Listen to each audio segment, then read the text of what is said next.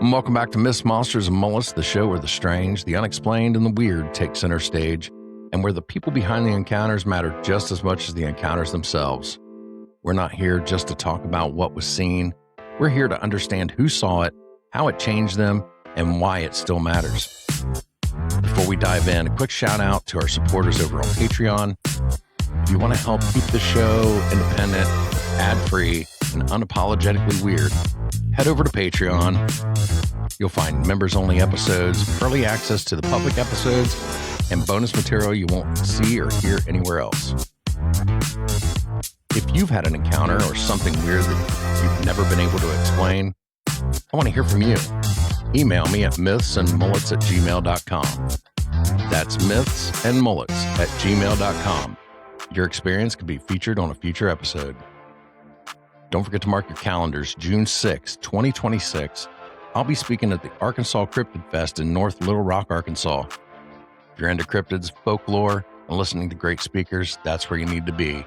It's put on by Drunken Cryptids. I'll be there along with a lot of your other favorite podcasters. If you haven't already, make sure you're subscribed, like, comment, leave a review, share the show with a friend who lives for the unexplained. As we come to the end of the first year for Myths, Monsters and Mullets, I wanted to take a look back at this season and reflect on how the show has evolved from just a TikTok style live show to what it's become today.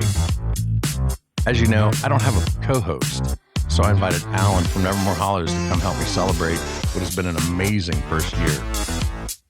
The result is 3 episodes of clips from the most interesting guests, the best encounters, and the friends we've made along the way. While you don't have to listen to them in order, I do highly recommend it. And with that, let's start the show.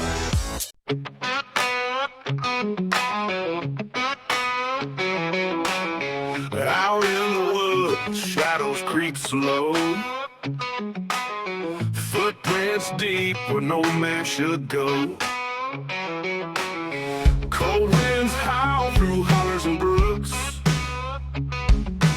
Whispers of Bigfoot in the way it looks. Myths, monsters, and mullets in the night. Under a pale moon, strange glowing light.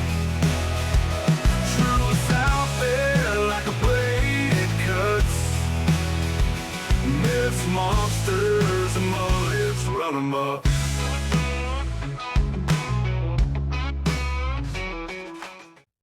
And then, Rome came on the show.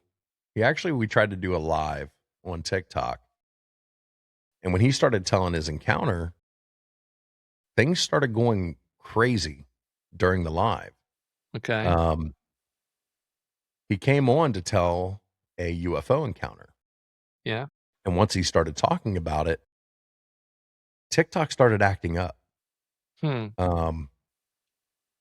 At one point, it showed nobody watching, even though, Becca's watching all the time in my life. Right. I couldn't stop the live. I couldn't shut it down. The video was glitching. There was all kinds of weird stuff going on. They have just as much power in those lives as I do. They can shut me down. Yeah. They couldn't do anything either. Wow. I'm clicking the stop button on the live and it wouldn't stop. And so because of all these technical glitches, I had him come on and do a private interview. And then come to find out, he also had a Bigfoot encounter.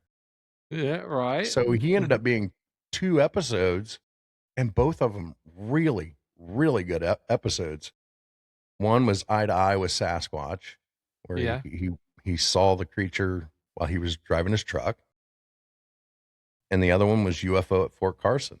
And he witnessed this UFO with like 10 other people. Wow. And it was witnessed by another group of people like 10 miles away. And I noticed some lights, or a light in the sky. And I focus in on it, looking. Say, well, that's strange, because it's not just a light. Well, I walked outside and I'm standing there looking at it. And yes, there was a light, but that light was going around a craft. Um, and when I say craft, it was not an orb or a flying disc, but this craft was for the only frame of reference that I can give that would even be close would be a stadium. Now, this craft, it sat there hovering in the same place, and eventually we ended up watching it for at least 25 minutes hovering in the same place. Now, the craft, the shape of the craft was in the shape of two rectangles. The rectangle on the right would be laying flat, where the rectangle on the left was upright, but they're butted together. And that was probably what really got my attention. This, overall, the size of it, but the shape of it. Um, but this like amber orange light was going around the midsection of it. It would go from left to right, and then it would disappear, and then it would come back on the left to the right and disappear. It was going around the circumference. Um, the the rectangles were they were shiny like glass. You could see panels, and there were probably, I don't know, 6 or 8 different panels in each of the rectangles. And I could see the night sky reflecting light off of these panels. And it looked like tinted windows, because you could see like a light in the in interior, but it wasn't like a really bright light. You could see like backlighting behind the glass. Um, and it was quite the spectacle. And of course, I know what I'm looking at, I called everyone. His whole family was there, and he, a couple other friends were there. I called everyone out there. So you guys got to see this. This is this is incredible. I don't know what I'm looking at, but it's huge. And um, so we all gather, and we're out there looking. Now we're up on the hillside, and there's certain markers, and you can tell exactly where it is. The distance was about 22, 23 miles. So also with that, having that in mind, you can judge a pretty close distance as far as how far out it was, exactly where it was. We could see out on the prairie the different terrains um, in the mountains, or well, the prairie. But I could see that it was, pretty much exactly where it was. And we sat there watching it. It's like, well, this is crazy. This is, for one, it's a box craft just hovering there. And okay, we're watching it, and we're all chiming in. It's like, what is it? What is this? This is crazy. Um, but at that distance, you could tell that the size, it was massive. It just, it doesn't belong there, for one. It doesn't belong in the air. But um, so we're all just standing there watching it, watching it. Well, pretty soon, now this occurred on the prairie that would be the south. west corner of the Fort Carson property, the United States Army property.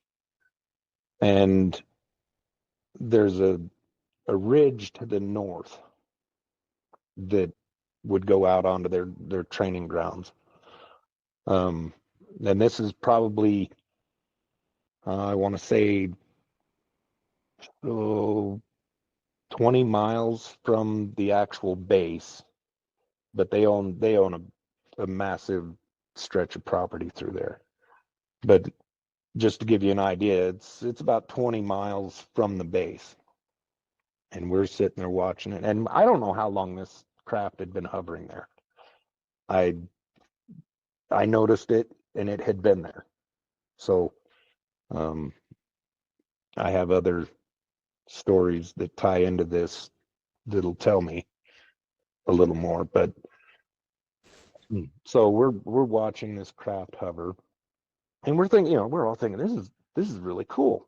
I mean, it's way too big to be anything man-made. Um, we don't have anything that big that can just sit there and hover, especially with the zero aerodynamics it had. I mean, it was not a body in flight as far as we would be able to identify. So we're sitting there watching, and over the northern ridge, we see headlights coming over. Now I automatically knew, well, that's on the Fort Carson property. Those are ground troops, and they came just flying over that ridge. And then from the ridge, it drops down into a little bit of a valley. I mean, we could identify those are headlights, and there was like 4 or 5 of them that just came popping over the ridge and dropped down into that valley, which was pretty much not directly under, but close to under this craft. And about the time the last vehicle comes over the ridge, 2 helicopters came in from the north, and they were coming in extremely hot. I mean, they're moving. And then they both get up to the vicinity of the craft, and I would just guess probably a half mile or so from the craft. And then one of the helicopters stopped and stayed stationary while the second one does a loop around the craft. And then they met up together, and then they backed away. They just backed away from the craft. Now, the helicopters we could identify. I mean, we could see those. They obvious helicopters, but you could have stacked over a dozen. I mean, I don't know. You could have stacked helicopter on helicopter on helicopter inside this craft. I mean, there was the craft just dwarfed the helicopters. But anyway, they back away from the craft, and then I saw 3 missiles come from the ground. It was 1, pause, 2, pause, and then a third one. And each missile hit into the belly of this craft, and you could see, after the first missile strike, you could see the glass panels flex. They didn't blow into pieces. But you could see, after the impact, and then the glass panels would shimmer, and you could see it flexing, and there was give to it. But after each missile hit, those panels would just shake. And then after the third one hit, then the craft just started drifting toward the ground. I mean, it didn't just fall instantly out of the sky. It was like it was losing power. So it just gradually drifted to the ground. Now, I didn't see it come in contact with the ground because of the valley that it came down in. Hmm. And he had so many details and stuff on that. You know, it was just, it was a really, both of those were really good episodes. Yeah. So what do you think was happening with the glitching of the, live? Government, government said, no, you ain't talking about this. Yeah. Look. I don't know. I So mean, it was weird. It was, you know, I never had that issue before. And it just seemed weird that when we start talking about a UFO over top of a military base, yeah. that, you know, we stopped being able to talk. Right. Yeah. So you've had all these wonderful, cool folks on the show, and you've had all these great encounters, that you've got to learn about. And let's talk about people who have become friends of the show. Oh, yeah, absolutely. Um, of course, you and Chris, you know, you were the Yeah. first two that, Yeah. you know, I had this connection with as far as from the podcast world. And if it weren't for you guys, we wouldn't be having this conversation right now, you know? Right. So got to thank both of you guys Well, and first and foremost. look, I've said this many times personally, and we've said it too in various recordings. Man, I tell you what, I have a lot of I'm friends with a lot of I'm friendly with a lot of people, but I have very few friends. There was an instant connection with you, and you've become very important to me, and I can speak for Chris too. You've become very important to both of us. It's more than just a friendship. There's a brotherhood. So, that's how John got inserted into the show, and somehow now he's, you know, Matthew's got a character in the show. Yeah. John's got like 3 characters in the show. So these guys have just inserted themselves Right. into our world, but it has made our world richer.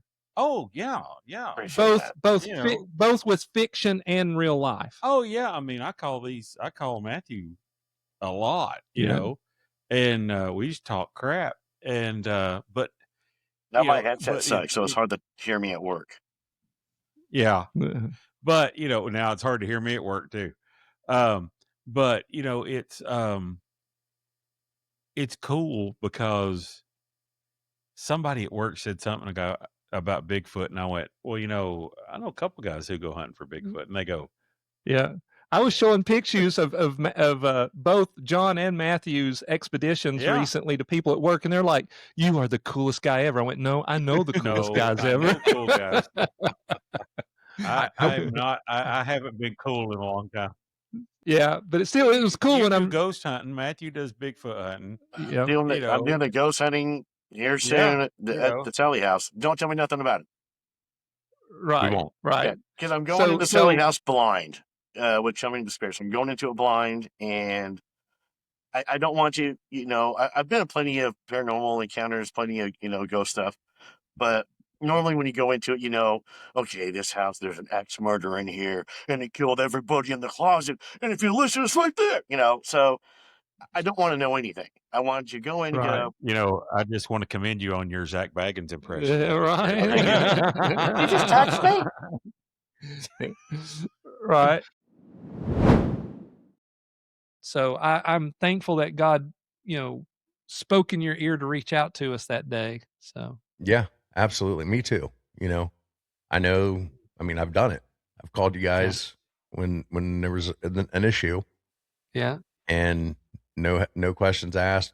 You're both on the phone, you know, listen to me sob about the thing I saw on the road. Right. You And know? we believed you. We said, all Yeah. right. And we didn't hardly know you that well at that moment. But No. we knew that you were a real enough person that if you're calling us saying you need to talk about something that's freaked you out, we'd already made the connection and well enough with you to know that you're a good guy. You're an honest guy. So if you got a problem, let's listen, man. So good. All right. So good. So who else? And then thanks to you, I met Matthew. Yeah. I'm gonna blame Chris because Chris is the hub in our wheel. Right. Yeah. And I give Matthew all kinds of crap, but he has helped a lot with my show. Yeah. Matthew's got a big heart. He's a good guy. Whatever you need from Matthew, he's gonna help you with. And we love Matthew too. We do. Here's the funny thing. He's the only one of us that spent any real time in the military, and he was a badass in the military, and we're always picking on him. It's like, what the hell are we doing? But you're right, though, is to get to know the interviewee. So, like, before I talk to, before I hit that record button, I'm on the phone with them for at least 20 minutes. And it's like, hey, how was your day today? Have a good day? Because I already know they're going to get into something that traumatized them. I already know that we're going to get into something that left a mark on them. So why am I just going to get on the phone and go, hey, John, how are you? You ready? Okay, here we go. All right, John, welcome back to another episode of Drunken Cryptids. So, John, what happened? Are you sure? Right. You're full of shit, aren't you? I mean, and, Yeah. Everybody and knows he is. honestly, that's how you feel sometimes going on these shows. If there isn't that rapport, it's like you're looking at them, and sometimes they're not even looking at it. Like, I like to do the video because I can see the expression on their faces. I can see the emotion in their eyes. But and a lot of people, they do the video, but then they only release the audio. So the whole time I'm sitting there watching, and they're on their phone. They're not paying attention. They're just wanting that content. I'm not like that. I would say 90% of my guests, I still text. I still message them on Facebook. Yeah, I have some of my guests will reach out, and I've had great guests. Every one of my guests been great, and I've had reach out and go, I wish I had more encounters to come back on and talk. I'm like, you can still text me. I may not answer immediately because I'm busy, but I will eventually get to you and answer you, and, for the area that I've been investigating, with Lisa and that Ray up there. I always want to call him Roy, so I have to pause. Like, at least I Roy. And it's funny too, because he'll look at me and go, "Yeah, I'm going to call you Bob." I'm like, "All right." So when he sees me, he goes, "Hey, Bob," But they are legitimately having some real, encounters that are still going on even as we're recording this. They're slowing down, I think, because of the heat. And I've come up with some theories of what's going on up there, and looking at the geography of the area, the land area surrounding everything going into it, and the size of what we're dealing with as well. So I think I got a couple of juveniles up there, and I think they've been kicked out of their clan pod, thing, whatever we're going to call the group of Bigfoot. And dude, when you said that, oh my God, I laughed my ass off. And you're live when you called a group of Bigfoot, and I thought, dude, that is phenomenal. I love it. Trademarking that right now. Absolutely. Bigfoot. Yeah. There's a whole new show right there. I want you to know, I got flack for that for a while.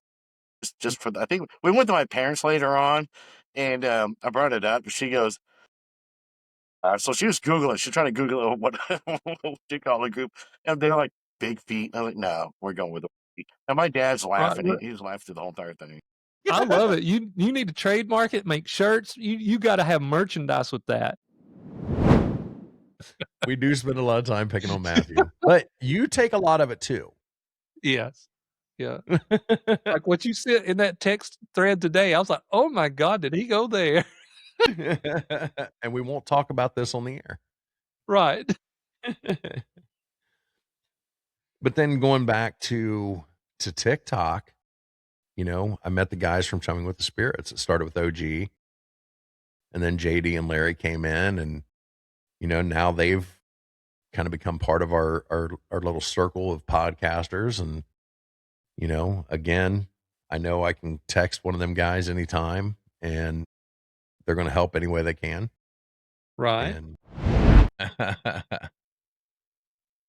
well, before we get too far away from this, Larry hasn't had a chance to tell what he enjoyed about the Ohio Bigfoot Jamboree, because that was the first time that Larry and I also met. It was the first time I've met. Even though you roasted him. What?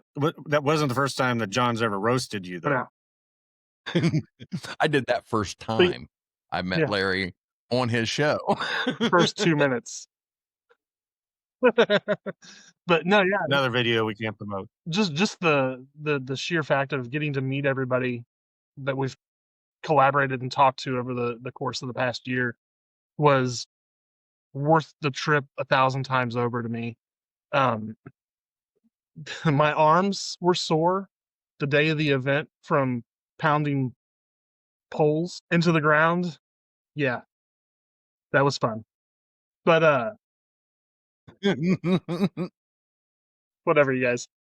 But It's not even skiing season up no, here. Yeah. Well, I mean, his girlfriend had came up to visit too. You know, That's true.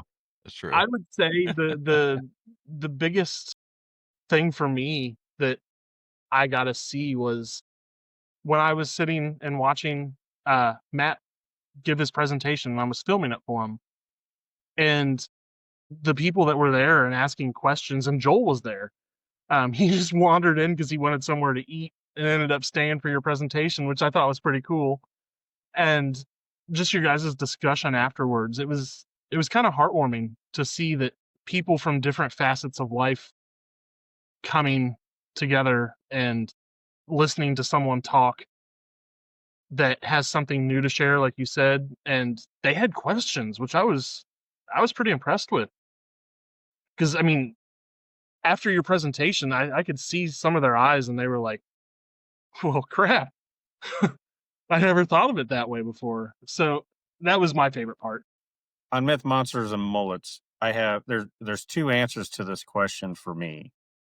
Because if you're into cryptids and that, I think your Lodge Tale series that you did with Lodge Tales is phenomenal. You guys talk great. Like if they're big into cryptids, that's what I'd recommend. If they just want a good podcast, I do the Mel Heflin. You guys interacted so well, like you guys knew each other for a long time.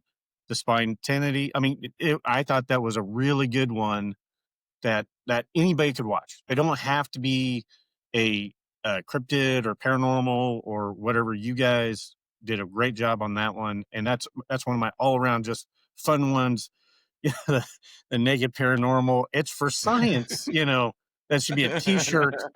You'll have to give royalties to her, but you know, I'm sure she'll work with you on that. But no, that's Right. how I would for you on that, you know. And of course, like all your lives, like you do live like our live from the Greasy Pickle, and you're going. If you got a story, you know, if you have a paranormal story, we'd like to hop on. You're like flipped a switch, and you're just so right there. And I'm like, man, we are amateurs. We don't know what we're doing standing next to you.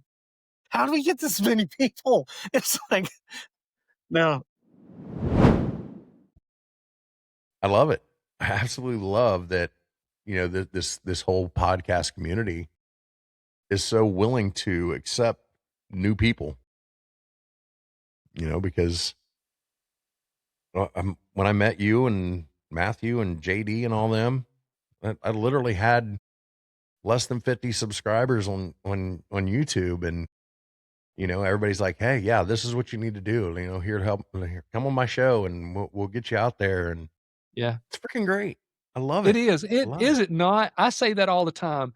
What other there's very few communities where they're willing to help each other the way that we all help each other. I love it, man. You know, JD, you know, what few times I've gotten to spend time with him, great conversations, right? But his heart is always how do we help each other grow? How do we help you, Alan? You know, and I'm like, well, man, I just love the spirit of that. So Yeah. And then Ashley, Ghost Gossip, yeah. you know, again, it was a TikTok connection, but you know, through that and our conversation since then, when I came down and saw you guys in September, I was able to hang out with her for a day too. And, you know, again, it's, you know, I text these people all the time and it's a real friendship. It's not, I mean, there's people I see every day at work. I don't talk to them outside of work, you know, Right. Yes. but people like you and Ashley and JD and Chris and Matthew, you know, we're talking all the time. bouncing ideas off each other, or just shooting the breeze, Yeah. and I love it. Absolutely love it. Yeah. It's like Chris said something here, gosh, it's been a few months ago. And when he said it, it literally kind of got to what I was saying a minute ago. It resonated with me so much. He goes, he goes, I'm friendly with a lot of people, but I don't have friends. He goes, I've never had guys. Me either. As creatives, sometimes we get, like he's an artist, right? And I'm a writer. Those are very secluded things. But now, because of everything that you're talking about, I have guys that honest, real connections that I could call you up and go, which I did recently. We had some rough news in my family, Mm-hmm. Heather and I, and you commiserated with us. You're like, dude, I got you, praying for you. And if there anything I can do, so, and it was real. I knew that if I said, brother, I need something from you, you would have said, whatever I can do. Right. Yeah, absolutely. And never had anybody like that in my life. So very Yeah. good. And when we were talking earlier about how my show has evolved, the episode with Ashley is a perfect Yeah. example of that. We spent a lot of that episode not even talking paranormal. Yeah. We were talking about relationships. Yeah. Well, what people don't understand when you've had toxic relationships, just nonstop toxic relationships, one, it's you. When you're picking the same type of person, it's because there's something inside of you that doesn't understand that you deserve something more. And that's why you always gravitate for what you think you deserve. No, baby girl. Y'all need to just go and find something more. You want it. You want that type. You're worth it. So, you have to do that internal work in order to get there. But once you're there and you find it and somebody loves you completely and they don't want to change anything about you and you can communicate even on your worst days. Like, I have a panic disorder where after 15 years with my career, I developed some kind of anxiety panic disorder because of pressure, because of what I was doing with the court system. It was a lot of pressure and I already struggled with anxiety, so it just kind of developed into that. And when I get overwhelmed or I start having like a panic attack, other people get cuz I can get mean. I will snap. I get really short-tempered because I am feeling like the weight of the world is coming down on me, and he has been truly the only person who will look at me and be like, "It is okay. What do you need me to do?" He doesn't try to change me, my sass, my humor, anything. He is and him too, because the more you get to see him, especially we're friends on Facebook. I used to post more, but because of some things that went on the past 2 years, I've kind of pulled back. But his personality, he's he's he's a large personality, and he wants to play guitar, but he also wants to surf and he wants to do woodwork, and he has all these like different things that make him him, and not everybody gets it. And he's perfect just the way he is, even though he annoys the crap out of me sometimes. And he has the humor of sometimes a 12-year-old. He is fun. And like truly, when you find that, it's like, wow, I went my whole life thinking that I had to be something I'm not, but this person loves me for me. It's game changing. And it changes everything about your life after that. Yeah. Changes your whole outlook Yeah. because you Yeah. go from thinking, I'm stuck. This Yeah. is how I'm going to be miserable my entire life. This is it. And then for me, Becca and I met on the internet. Daniel and I did too. We've been And together 7 years. yeah, see, it can happen, people. It can. You just got to find that person You and gotta don't sift through the trash sometimes. settle. Don't Don't settle. settle. Mm-mm. And the other thing is, I guess we're doing relationships. Who cares? Welcome, everybody. The other thing is, don't look at the superficial stuff. Find what makes your soul happy, Mm-hmm. and that superficial stuff will either come or it was never meant to be. Mm-hmm. That's You right. know, just be happy. make your heart happy, and then the rest of it will come. Just give it Yeah. time. Yeah.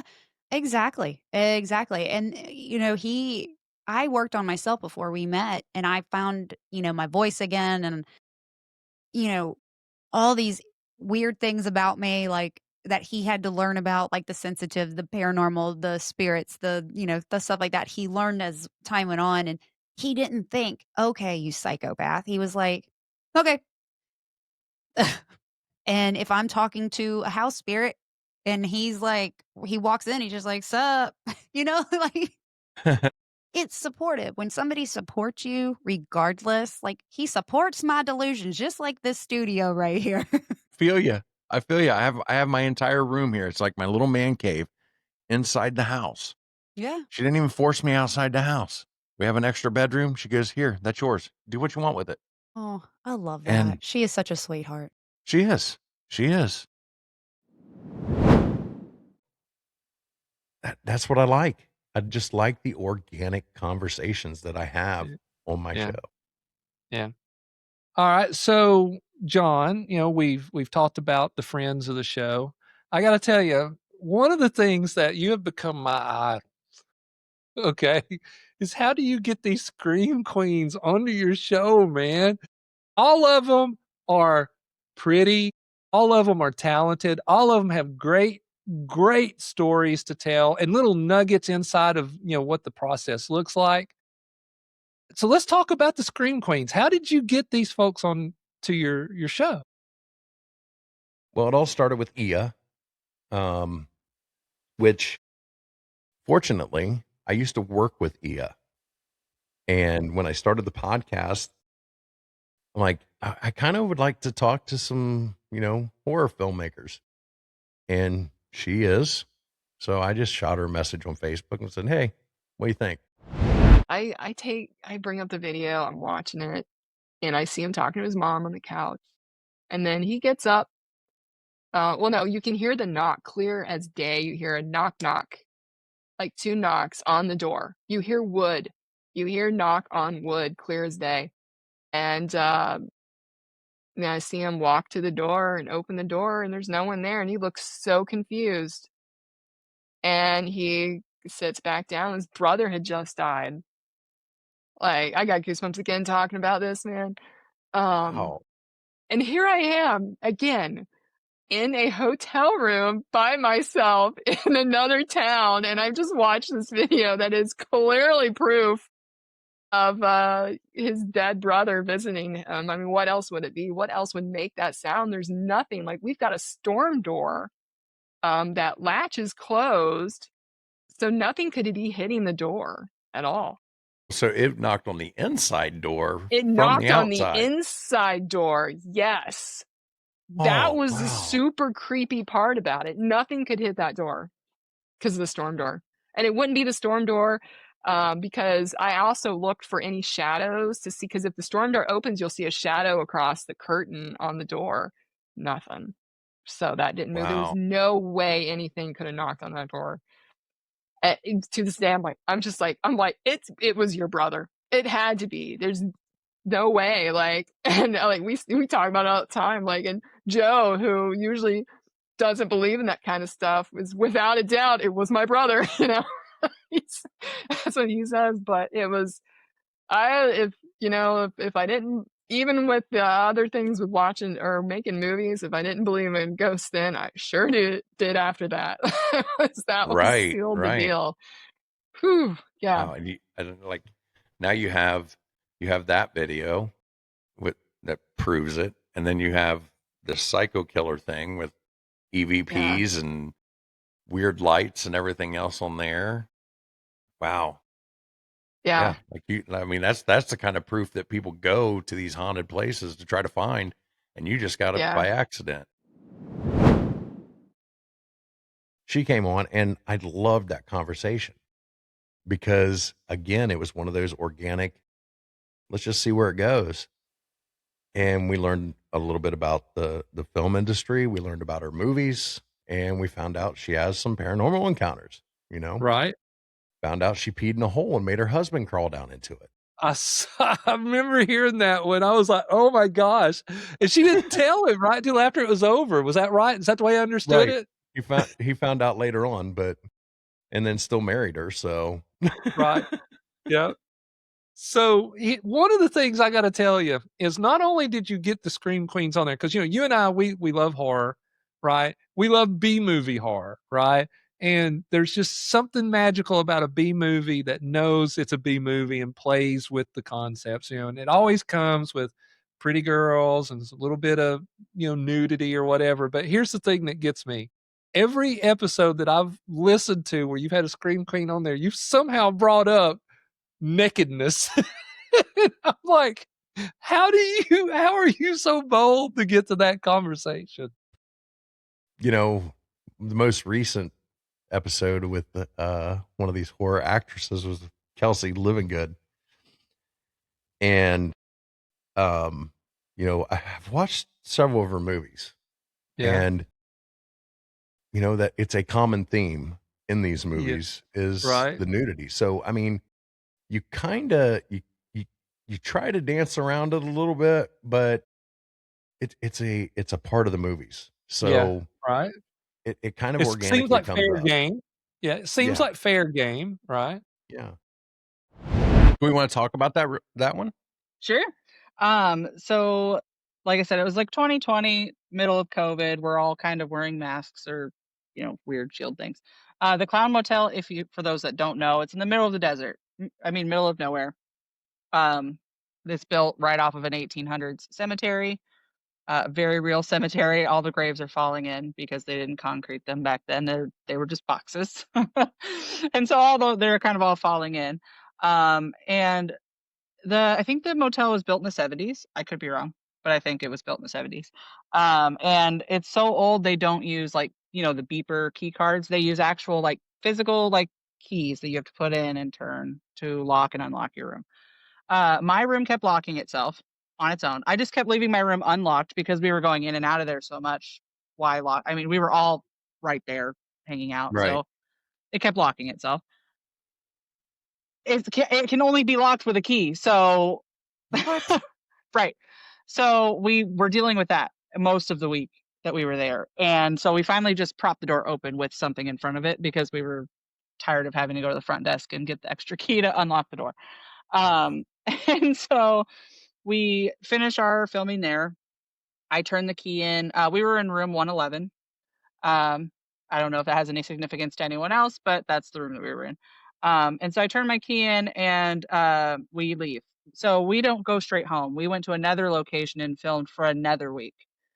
So that's kind of important information. So we were gone a whole nother week before we ended up going back home. And so we get home and we're unpacking, and my Clown Motel key was in my suitcase. And you turned it in? I turned it in. Yeah. Yeah, so I'm freaking out because I'm like, they're probably gonna think I stole this key. So I'm calling them and I said, "Hey, I don't know how, but I have room 111's key." And they're like, "No, you don't.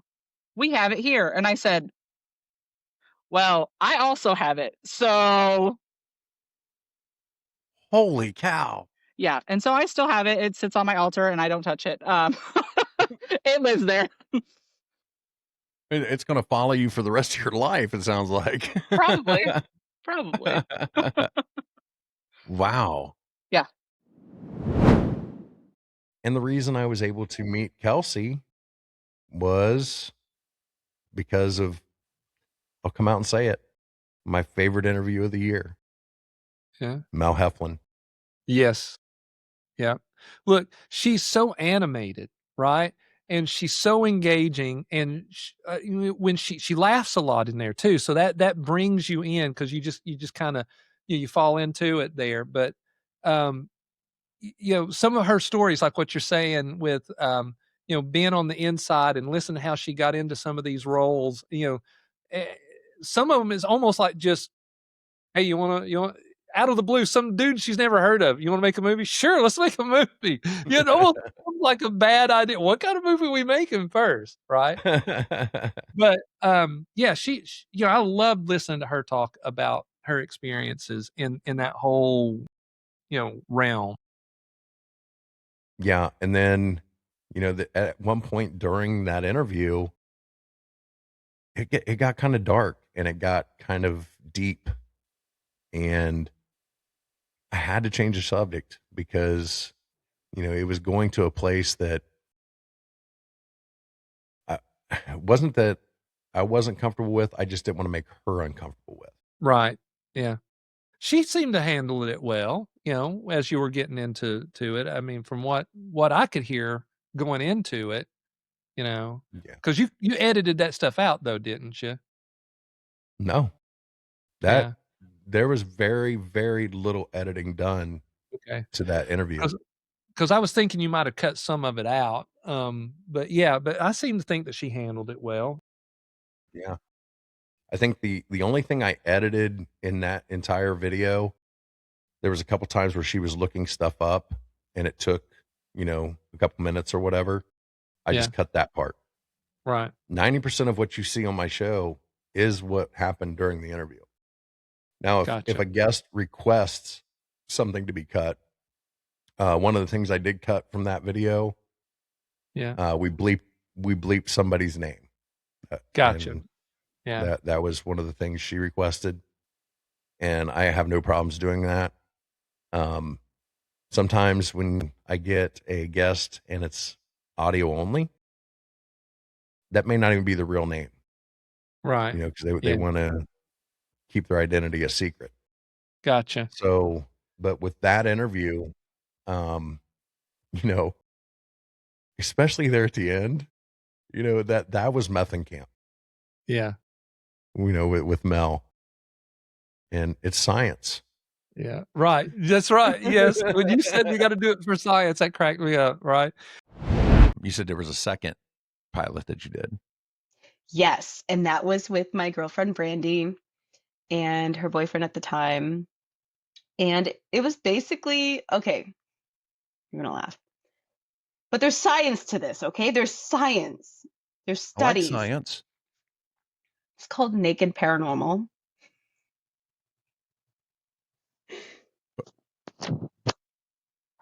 Actual naked. Yeah. There's science, okay? So ghosts like pretty girls because women and, well, children will get more reaction out of a spirit or a spirit box or something because of their energy. But the second most likely is a pretty girl. And then, you know, a naked pretty girl, like what ghost isn't gonna like hi? And then on top of that, you are more likely to like feel little cold changes and but I there's like it. science, okay? There's science. I'm just saying we need to reboot this. It was just me and Brandy being silly mostly, but I think her house was haunted. There's something there. There was a weird shadow. It was a whole thing. We had a lot of fun. You did see something? Gosh, it's been so long. I just remember that there was a shape of the shadow that was really weird. Wow. And to all my listeners, when I do the investigation at the Randolph County Infirmary, I'm not doing it naked. I'm not. I'm not gonna, There's put science, my fans John. through that. There's science. You should try it.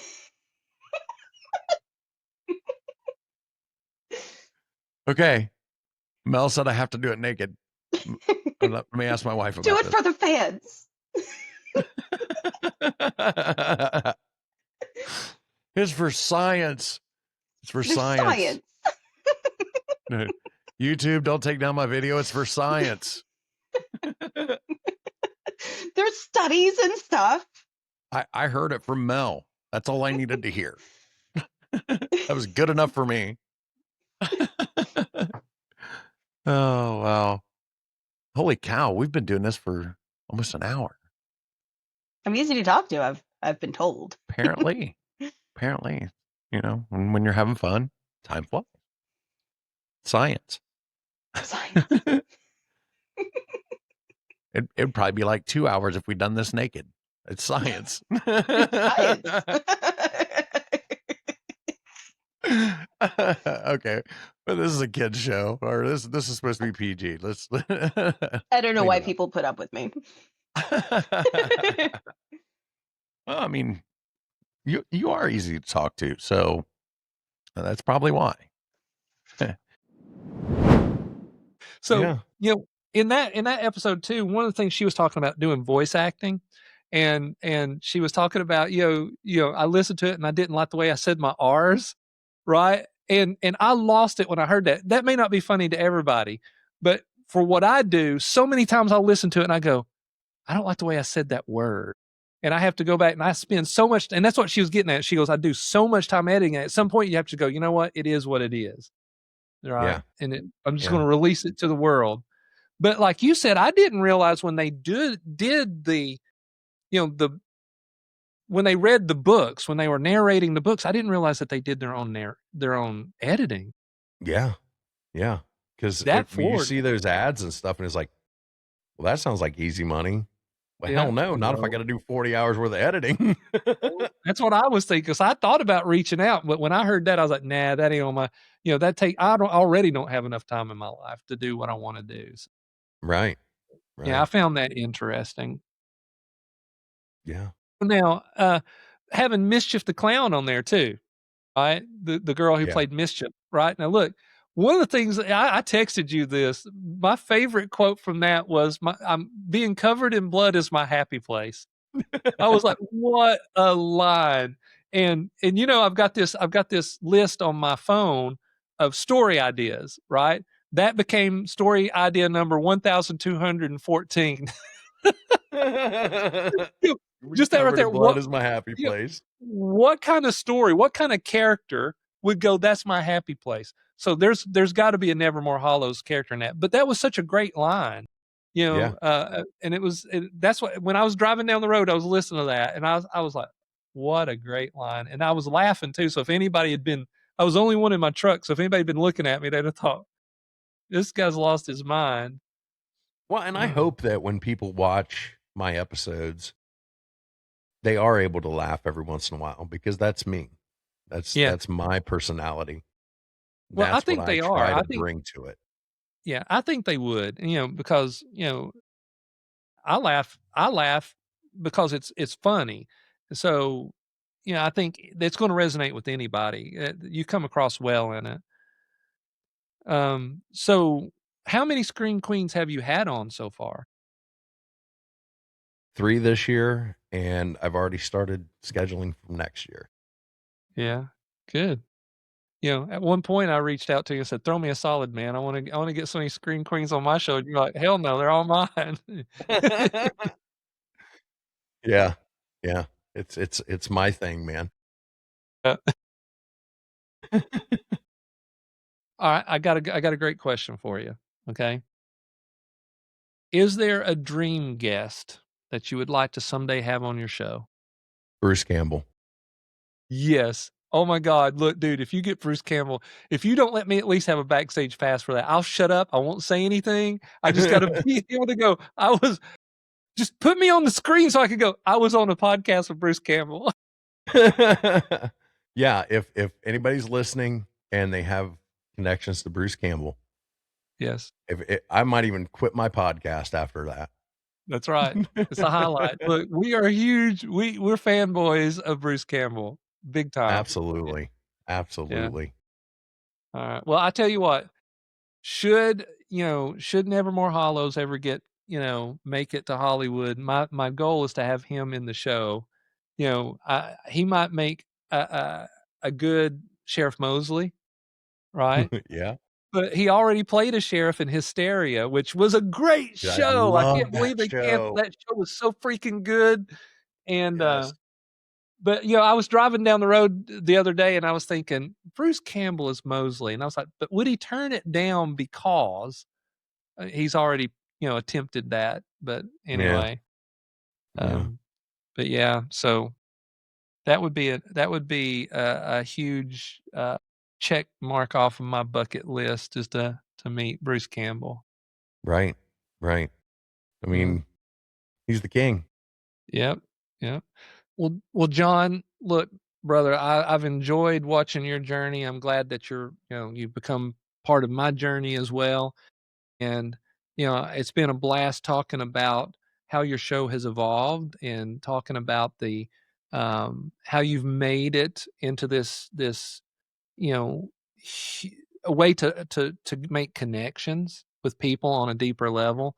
And I'm really interested to see where the next year takes you. Me too. And I can tell you right now, I already have a quarter of my calendar filled for next year. So it's looking good. I'm just excited to see what kind of trouble I can get into the rest of the year. And that's it for tonight. I hope you enjoyed the year-end review. I know it was 3 episodes and it was a lot of listening, but I hope you enjoyed it. If you've had a paranormal encounter you'd like to share, you can email me at mythsandmullets@gmail.com. Don't forget to check out the descriptions on all my videos. You're going to find a list of all my favorite podcasts, from Nevermore Hollows, Drunken Cryptids, Chumming with the Spirits, Ghost Gossip, and so much more. Make sure you go over, check out their channels, leave a comment, and tell them John sent you. Good night, everyone. Shadow in the pines lurking in the dusky air. Bigfoot stomps through the woods like he don't care. Lights in the sky flash green then blue. Aliens descending with a secret or two. Whispers in the breeze, cold fingers down your spine. Ghosts in the graveyard, twisting through time. Eyes wide open in the dead of night. The myths and monsters giving one hell of a fright. Oh, Myths, Monsters and Mullets podcast, spinning wild tales of a future and a past. Hosted by John Methenkamp's fiery soul. He takes us where the wild unknown flows. Oh, Myths, Monsters and Mullets podcast, spinning wild tales of a future and a past. Hosted by John Methenkamp's fiery soul. He takes us where the wild unknown flows. Down by the bayou, you hear a raspy growl. Swamp gas glowing as the coyotes howl. A UFO